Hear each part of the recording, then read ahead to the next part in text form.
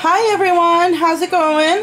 So I wanted to show you this mini album that I made. It is called the Neapolitan mini album, and the reason I called it that is because of this paper collection that I use. So it's a recollections paper collection.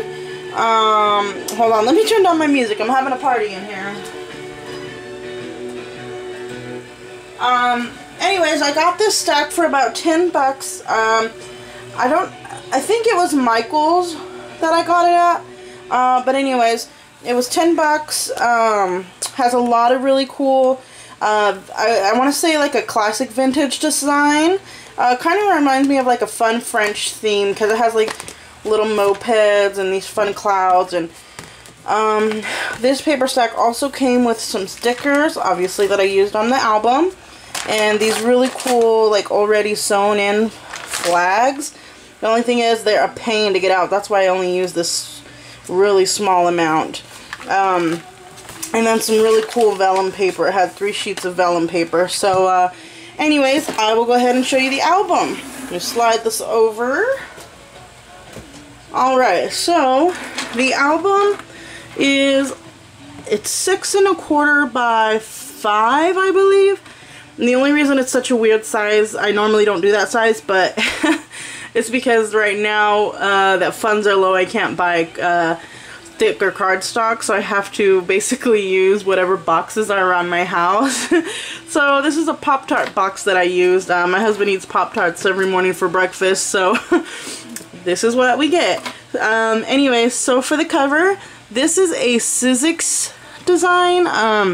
It's basically this design, and then I just actually hot glued some pearls on it. So these two come in the die cut, and I've never actually used this before. I used to do Sizzix before I did Cricut, and repurposing them with the pearls on top, it kind of just made them pop a little bit more. So you might see them a little bit more in my albums. So this is a storybook cartridge for the front cover. It just says Cherish. And then I have some little heart punches for... This is kind of hard for me to do this cover because it was really hard not to do flowers. I always do handmade flowers. So I'm trying to get this charm in the frame.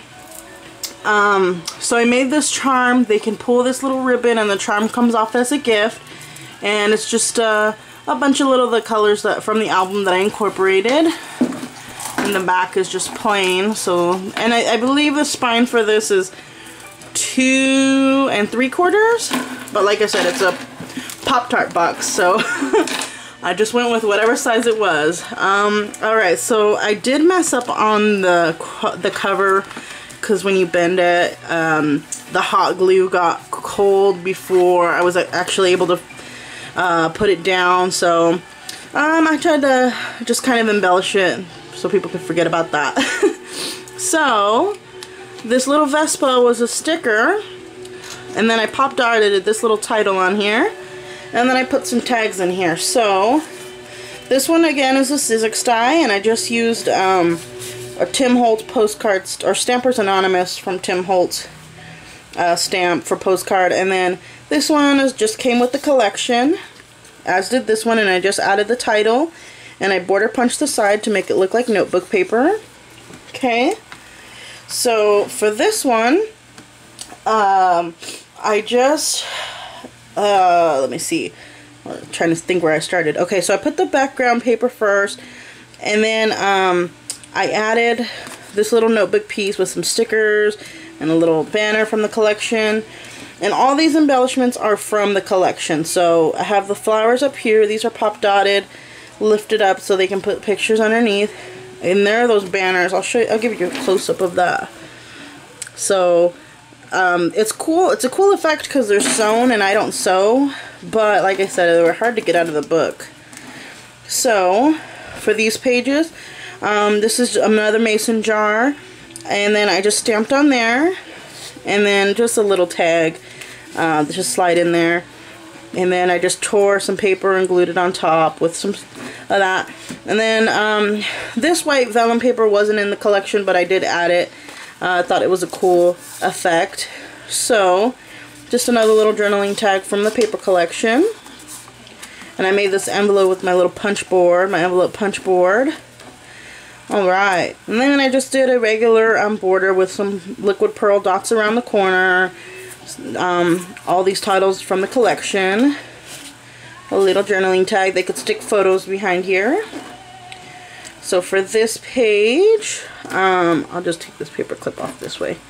Alright, so you slide this out. There's the page, and then I made a little book that they could put pictures in. And it just slides perfectly behind there. And then we got the little flags up here. This is open in the back, so you can slide a picture in there. Another journaling spot. This one says, "You make my heart sing." And these stickers are kind of like a cool, like, smooth, like, feel to it. If you could feel it, you would think it's so cool.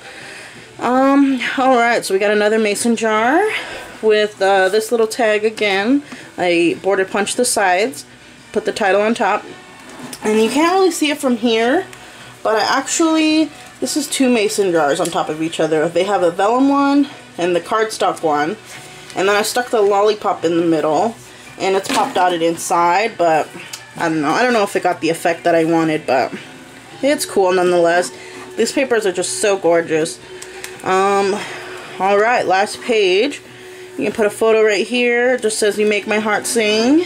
And then this paper came with the collection. I made another vellum envelope that they could slide stuff in and out.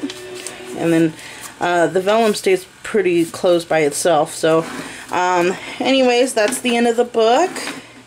There we are. So I hope you guys like it. Let me know what you think. Sorry the video is a little bit longer than I normally do. And you guys have a wonderful time crafting. Bye.